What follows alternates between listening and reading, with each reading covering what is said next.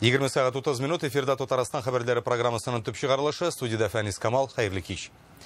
Бүгіннен Татарстанда фән күніне бағышланған тонтаналы вақиғалар башланып кетті. Қазан Кремлінде республика рейсі фән һәм техник өлкәсендә дәүләт премияләрен тапшырды. Быел аңа төрле фәнни оешма һәм предприятиеләрдә эшләүче 4 коллектив лайык дип табылган. Алар тел, авыл хуҗалыгы, нефть эшкәртү, авиасәнәгать өлкәсендәге фәнни казанышлары өчен 1 миллион сум премия алачак. Конкурска тәкъдим ителгән һәр проект кәгазьдә генә түгел, алар тормышта кулланыла. Шуның белән кадере бермә-бер арта диде Рөстәм Миннеханов һәм һәрберсен шәхсән котлады. Фәнни ачышлар Татарстан үсешенә нинди йогынты ясый? Кайсы төбәкләр хәтта илләр бездән үрнәк ала? Бу хакта Алия Хәйретдинова.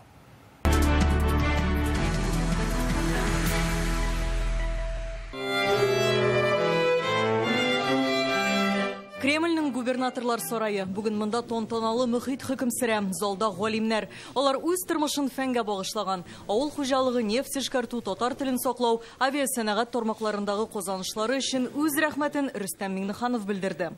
В национальном рейтинге научно-технологического развития субъектов Федерации Татарстан занимает вторую позицию. Впереди у нас только столица. Большая заслуга в этих достижениях, конечно же, принадлежит научному сообществу республики, представители которого сегодня в зале. 6 томлык татар теленең аңлатмалы сүзлеге. Галимҗан Ибраһимов исемендәге Тел, әдәбият һәм сәнгать институтының лексикография бүлеге хезмәткәрләре бүген 20 еллык фәнни изләнүләренең нәтиҗәсен күрә. Алар татарның 6 томлык аңлатмалы сүзлеген төзегән. Анда 70 меңнән артык сүз, 10 меңнән артык фразеологизм теркәлгән. Сүзлекләрнең төрләре күп, аңлатмалы сүзлек бар. Ул сүзлекләрнең сүзлеге, сүзлекләрнең атасы. Бүгенге көндә менә татар халкының шундый зур фундаменталь характерда сүзлеге бар. Ул инде мен әйткәнемчә тел кысалары белән генә чикләнеп калмый. Ул гомумән татар халкының дөньяга карашын, күзаллавын, аның үзаңын, аның менталитетын чагылдыра. Бүген республикада фән һәм технологияләр тармагында 14 меңнән артык кеше хезмәт куя. Фәнни изләнүләргә 30 миллиард сум акча тотыла. Фән тикшеренү, уйлап табулар өлкән галимнәр эше генә түгел. Фәнни изләнүләргә яшь белгечләр зур өлеш кертә дип ассызыклый Рөстәм Миннеханов. Аграр университет проекты дәүләт премиясенә лаеклылар рәтендә. Алар җир сугаруның нәтиҗәлелеген өйрәнә. Казанка дип аталган сугару машинасы күпләп җитештерелә башлый. Ул элек чит илдән кергән техниканы тулысынча алыштырган. Менә шушы сугарылу җирләрдә уңыш 3-4 тапкыр күбрәк су сипмәгән җирләргә белән чагыштырганда. Инде корылык вакытында без беләбез,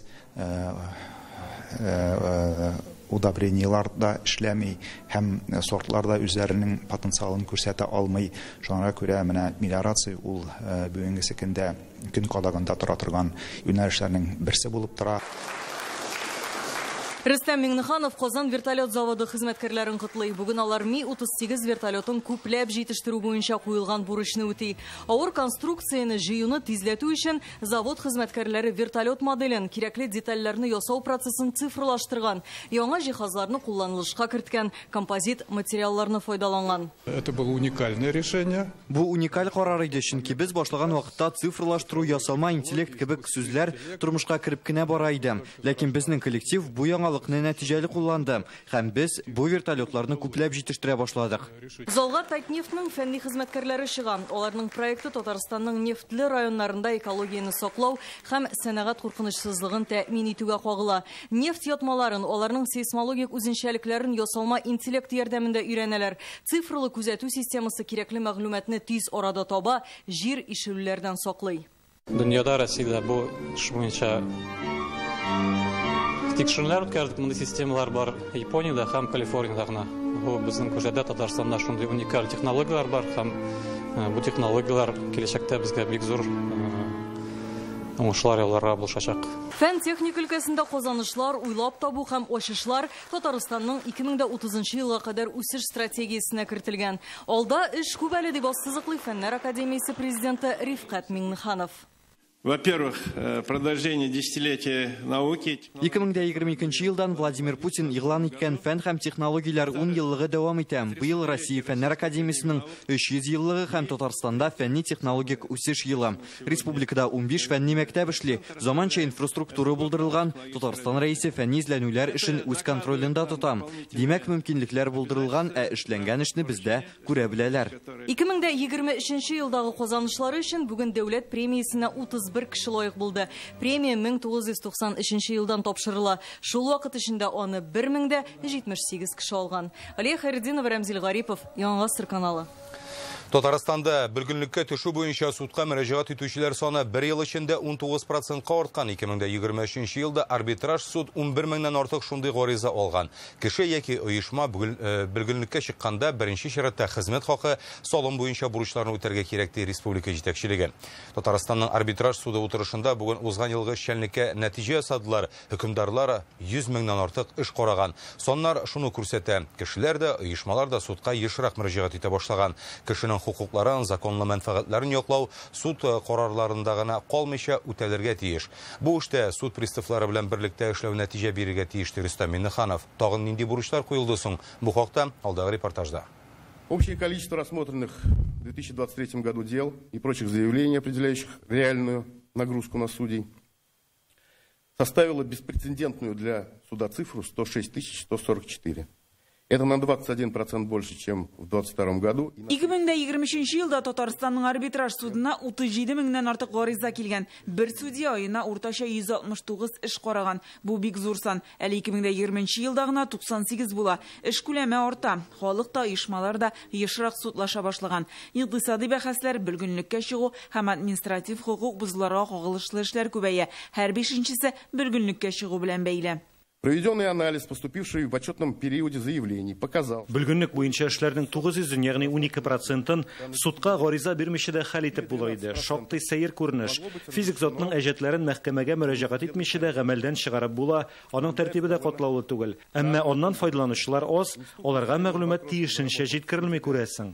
2020 елда бүлгенлеккә чыгу буенча 5 меңгә якын гариза алынса, узган ел 11 меңнән арткан. Рөстәм Миннеханов бу эшләрне караганда мәнфәгатьләр буенча алтын урталыкны табу кирәклеген әйтә.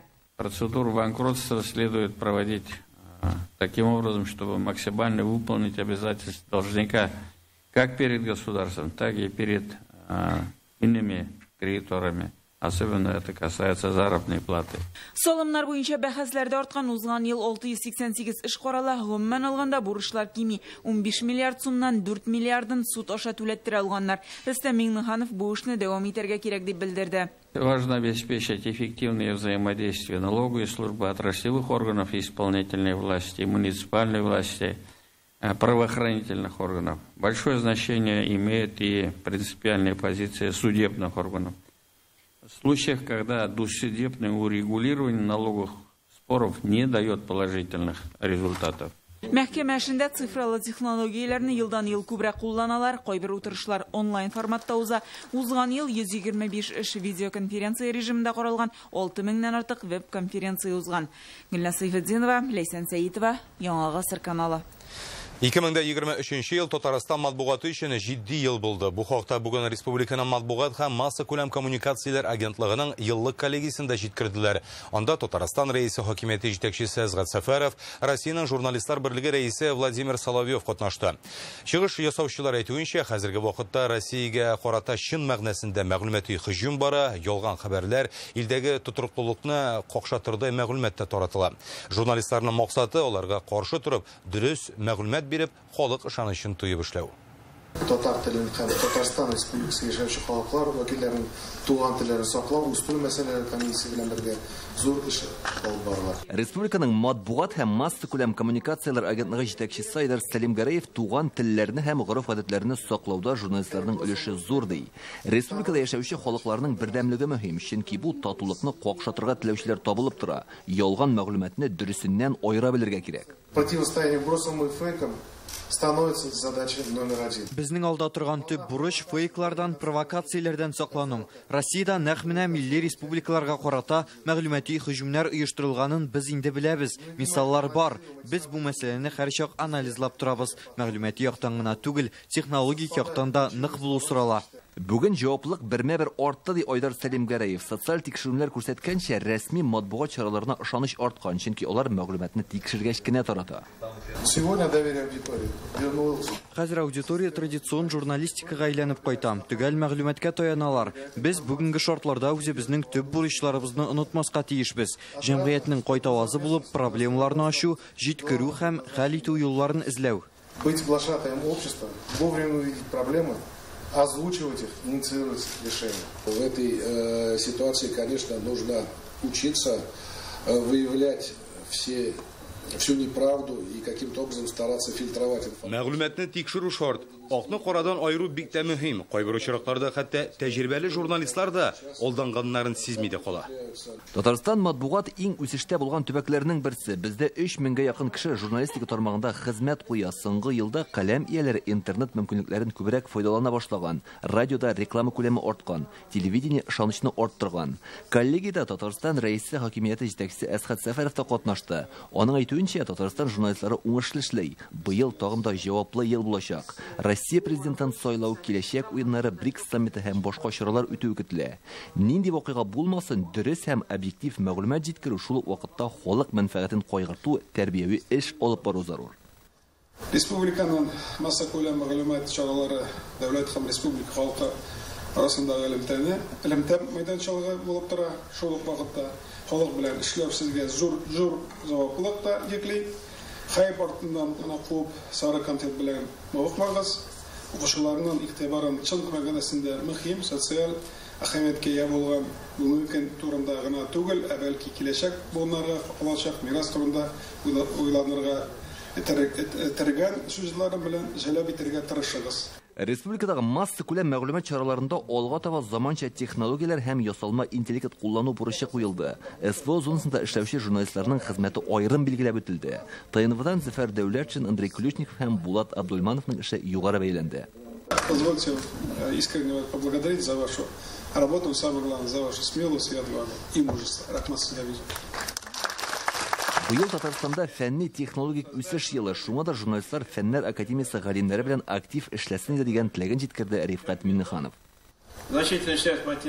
Нигездә масса күләм мәгълүмат чараларында социаль, икътисади, гуманитар, экология белән бәйле темалар яктыртыла. Быел тагын да тыгызрак элемтәдә эшләрбез дип өметләнәм. Элекке заманнарда мәгълүматны халыкка менә шулай велосипедлар белән йөреп өләшкәннәр, бүген хәбәр яшен тизлеге белән тарала. Бер карасаң, велосипедны яңадан уйлап табырга кирәкми дә кебек, ул инде бар. Шулай да бүгенге заманда дөрес һәм төгәл мәгълүматны үтемле һәм кызыклы итеп халыкка җиткерү масса күләм мәгълүмат чараларының төп бурычы булып кала. Коллегия ахырында күркәм традиция буенча дәүләт бүләкләре тапшырылды. Ильшату Юнусовичу, генеральному директору акционерного общества телерадиокомпании «Новый век». ТНВның генераль директоры Ильшат Таминов Татарстан рәисенең рәхмәт хатына лаек булды. Аның беренче урынбасары Ильшат Сафиуллин фидакар хезмәте өчен медале. Иртәнге тапшырулар дирекциясе мөхәррире Алсу Асхадуллина республика агентлыгы грамотасы белән бүләкләнде. Илдар Сафиуллин, Ләйсән Сәитова, Яңа Гасыр каналы.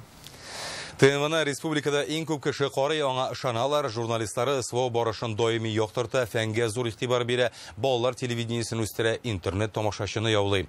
Бүгенге коллегия утырышында безнең каналны шулай берничә тапкыр телгә алдылар. Милли китапханәдә җыелышы башланыр алдыннан зур күргәзмәдә оештырылган иде. Монда Яңа Гасыр телерадио компаниясе үзенең диджитал, ягъни интернетта үсеш юллары белән таныштырды. Яңа Гасыр телерадио компаниясының мәйданчыгында кунакларны менә шушындый робот каршыла. Ул ТНВ бот дип атала. ТНВ каналындагы тапшырулар турында сөйли, кызыклы фактлар китерә. Шулай ук студия буйлап экскурсия да уздырырга мөмкин. Әмма хәзер аның төп бурычы кунаклар белән аралашу. Робот, ты готов встретить гостей? Робот, лучший друг человека. Привет, шеф. Добрый день, Азгат Ахмитович. Я инновационный ТНВ-бот. Задайте вопрос. Скажи, пожалуйста, ТНВ. Загружая данные. Медиахолдинг ТНВ – это крупнейший национальный медиахолдинг России. ТНВ роботы әле татарчага өйрәнә генә. Әмәнә каналларның ничек яшәвен ул энәсеннән җибенә кадәр белә. Бүген алар белән кунакларны ул нейрошелтер ярдәмендә таныштырды. Вы сегодня не один. Кто это с вами такой красивый?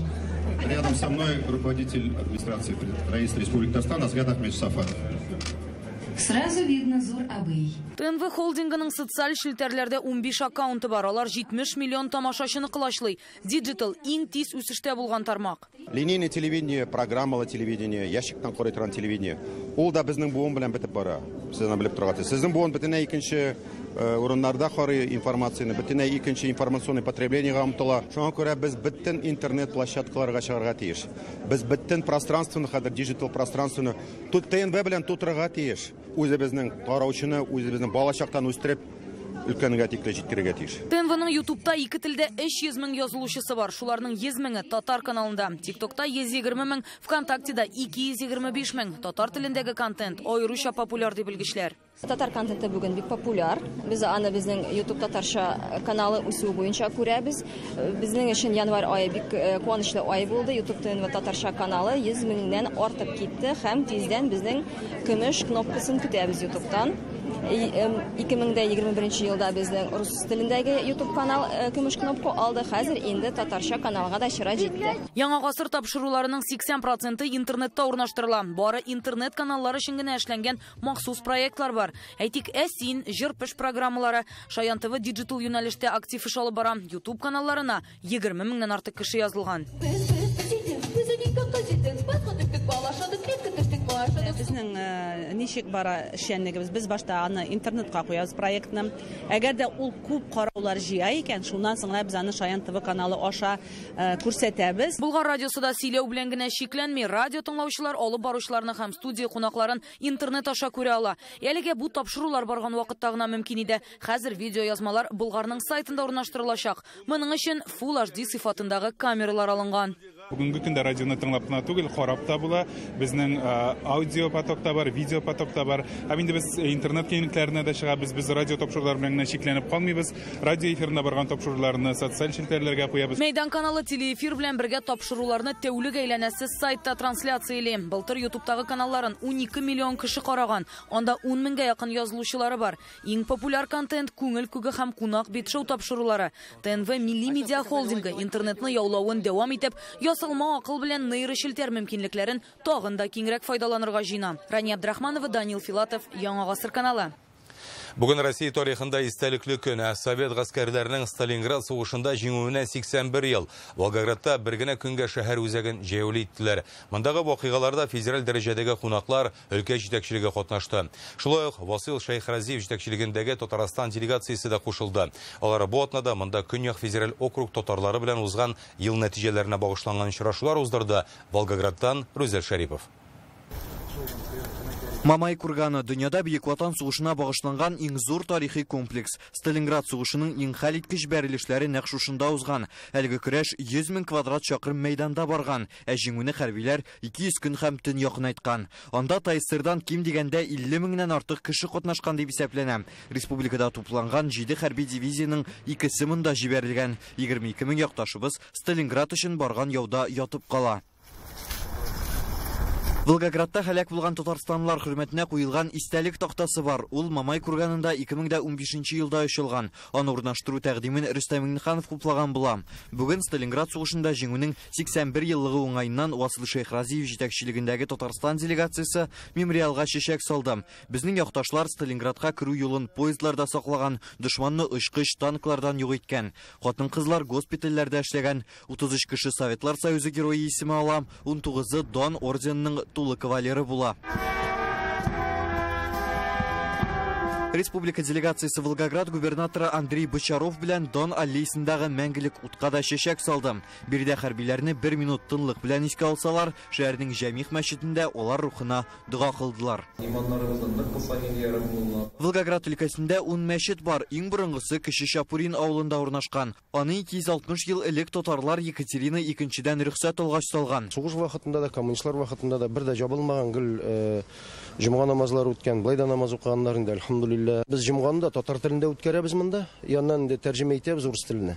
Кече Шапурин халыкка татар телендә белем бирүче якшәмбе мәктәбе булган бердән-бер авыл. Шәһәрләрдә мондый оешмалар Волгоград һәм Волжскида бар. Милли мәгарифне алга сөргәннәр өчен Көньяк федераль округ татарлары белән очрашуда аларны үрнәк итеп куйдылар. Күрше Әстерхан өлкәсе татарлары 2023 елда бөтен Россия авыл сабантуе уздырды. Шул ук көннәрдә фәнни конференция үткәргәннәр. Анда милли бәйрәмебезне борынгы гореф-гадәтләр буенча оештыру хакында фикер алышканнар. И нам хотелось, чтобы Сабантуй это не просто были показательные мероприятия, это все-таки была еще и рабочая площадка. Көньяк округта Сабантуе 20 еллап уздырылмаган төбәкләр дә бар. Шуларның берсе Адыгея, монда 2000 татар бар. Аларга башкаларның тәҗрибәсенә таянып эшләргә тәкъдим иттеләр. Делегатларны ассимиляция күренеше, катнаш гаиләләрнең артуы борчый. Милләтне саклап калыр өчен Васил Шейхразиев автономия, мөфтият һәм эшмәкәрләрнең берләшеп эшләргә тиешлеген ассызыклады.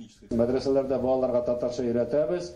Үзебез татар балалары, и что очень приятно, у наших имамов, муфтиев, у них очень большое количество с точки зрения детей, по 5, по 6, по 7, по 8, и татарский язык там на первом месте. Киләсе атнада бөтен дөнья татар конгрессы җитәкчелеге Кемеровда татарлар белән очрашачак. Анда Сибир федераль округыннан иҗтимагый оешма вәкилләре җыела. Волгоград өлкәсеннән Рүзәл Шарипов, Владимир Гурьянов, Яңа Гасыр каналы. Бүген Рөстәм Миннеханов X5 Group компаниясенең дәүләт хакимияте органнары белән хезмәттәшлек буенча вице-президенты, директоры Станислав Богданов белән очрашты. Алар ваклап сату өлкәсендәге уртак эшчәнлек буенча фикер алыша, Татарстан рәисе эшлекле мөнәсәбәтләрнең җайга салынуын һәм әлеге оешма шелтәрләрен республикада алга табада җәелдерүне хуплавын әйтте. Сезнең кибетләрдәге продукцияның 3/1 Татарстанда җитештерелгән ди ул. Республикада компаниянең 3 товары бүлеп тарату үзәге 900-дән артык сәүдә үзәге эшли, 13 000 эш урыны да булдырылган. Бүген Алексеевск районында заманча бадминтон үзәге эшли башлады. Ачылыш тантанасында премьер-министр Алексей Песошин катнаша. Республика шәһәр һәм авылларында бу спорт түрен киңрәк җәелдерү программасы буенча төзелгән беренче объект бу. Алексеевскны Татарстанның бадминтон башкаласы дип йөртәләр. Бирдә әлеге спорт түре белән 700-дан артык кеше шөгыльләнә. Яңа спорт үзәгендә 6 корт, 4 киенү чишенү һәм юыну бүлмәләре, медицина кабинеты да бар. Әлеге майданчыкта республиканың бадминтон җыелмасы өчен резерв команда әзерләячәк. Короткие сроки. Центр построен. Бу үзәк тиз төзелде. Аның урыны чираклыгына сайланмады. Алексеевск районы әлеге спорт түрен җәелдерү буенча республикада алдынгыларның берсе. Яңа объект бадминтон белән шөгыльләнүче һәм актив яшәү рәвеше алып баручы кешеләрнең санын арттырыр дип ышанам. Занятием спортом, к активному образу жизни.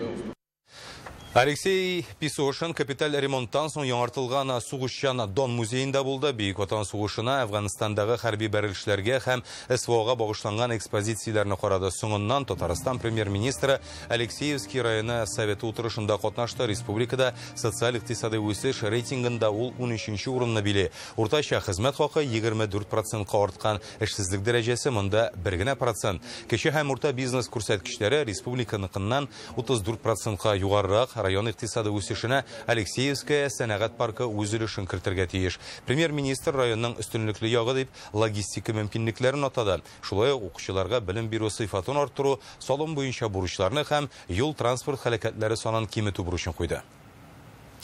Milli sportагы мөһим вакыйга белән дәвам итәбез. Бүген Казанда герой шагыйрь Муса Җәлил истәлегенә багышланган 2 көнлек көрәш турниры ачылды. Анда 11 үлчәү категориясендә 40-тан артык команда көч сынаша. Милли көрәш быел БРИКС илләре уеннары исемлегенә дә кертелде. Егетләребез өчен зур мөмкинлекләр ачыла. Әлеге спорт түрен таныту, татарны милләт буларак саклау диде Билбау көрәше федерациясе президенты Марат Әхмәтов. Турнирның Муса Җәлил хөрмәтенә булуы герой шагыйрьнең узган гасырның 20-нче елларында социалистик Татарстанда эшләү белән бәйле. Ярышның оештыручысы Ватаным Татарстан газетасы. Анда әйтүләренчә, быел җиңүчеләргә акчалата бүләк күләме арттырылган.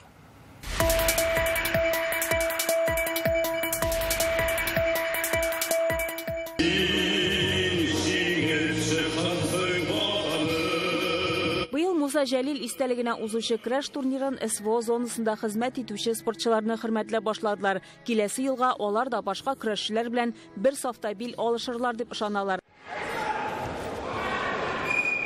Быел бил алышырга 42 команда 350 спортчы катнашырга теләк белдергән. Яшел Билбау белән көрәшүче Азат Кашапов Зәй районыннан. Әлеге спорт төре белән 5 яшеннән шөгыльләнә. Һөнәре буенча янгын сүндерүче беренче ярышта көндәшеннән өстен чыкты.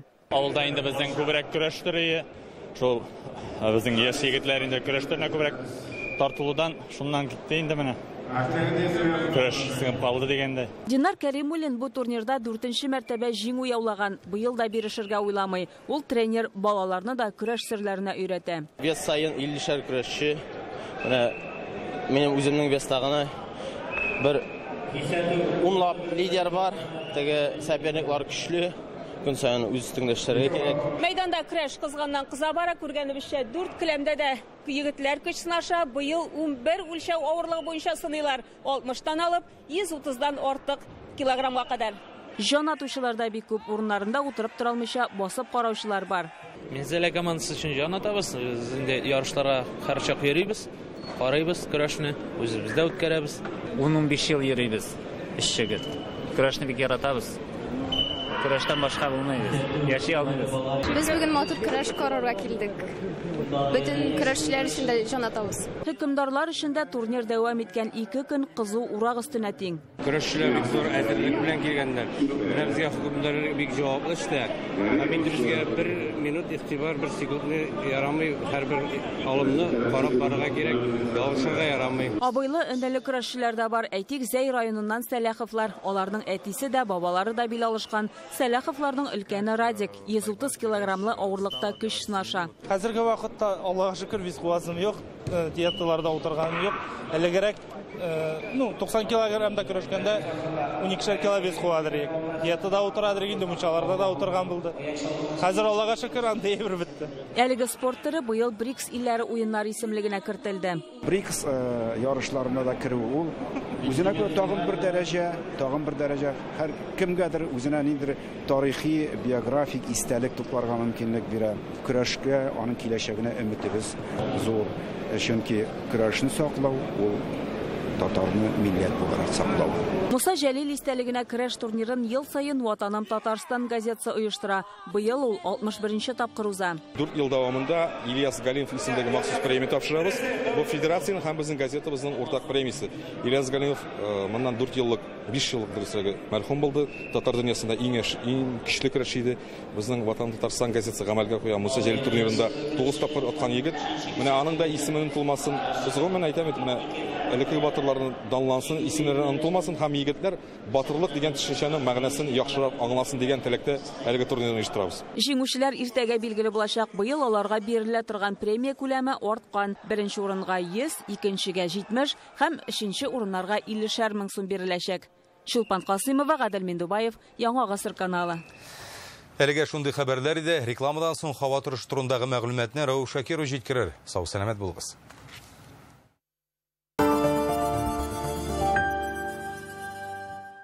С 25 января по 6 февраля распродажа индийских товаров. Оренбургский тракт 8, Казанская ярмарка. 12 февраль Солих Сайдашев исемендәге зур концерт залында Гөлшат Зайнашев истәлегенә багышланган зур концерт. Әлеге җыр бәйрәмендә Салават Фәтхетдинов, Зейнәп Фәрхетдинова, Ришат Төхвәтуллин, Осаф Валиев, Резида Галимова, Рөстәм Асаев һәм башка күренекле җырчыларыбыз катнаша. 12 яшьтән өлкәнрәкләр өчен. 9-10 һәм 11 февральдә Камал театрында премьера. Туфан Миңнуллин пьесасы буенча Дуслар җыелган җирдә спектакле. Иҗатчылар мәңгелек сорауларга җавап эзли. Режиссер Фәрит Бикшентаев. Билетлар сатуда 16 яшьтән өлкәннәр өчен. Игътибар! 9 февральдән 18-нә кадәр Казанның Уникс концертлар залында Унча Таш эстрада театры безнең Җәй исемле өр-яңа тамашасын күрсәтә. Рәхим итегез. Калма бүрек килмичә. Тамаша быел безнеңчә. Туфан Миңнуллин исемендәге Түбән Кама театры гастрольләре Камал театрында февральнең 14-е, 15-е көндезге 1-дә Алаша Лев Толстой, 14-е кичке 7-дә Сүнгән йолдызлар Кәрим Тинчурин, 15-е кичке 7-дә Григорий кызын бирә Туфан Миңнуллин, КЦ Московский, ДК Ленина, 12-се, 10-ше көндезге 1-дә Нәгыймә Ркаил Зайдулла. Рәхим итегез.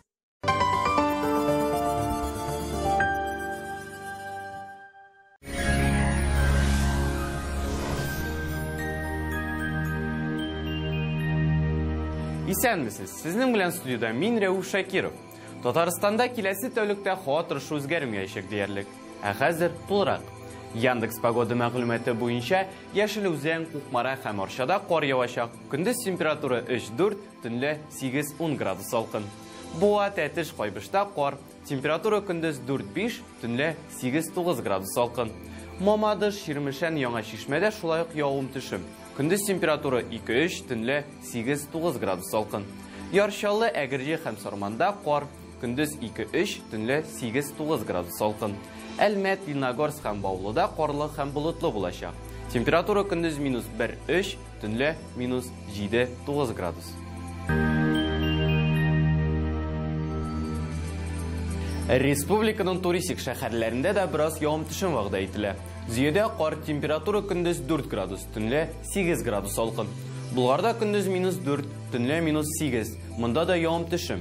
Алабугада болытлы һава, кар. Көндіз температура 2, төнлә 8 градус салкын.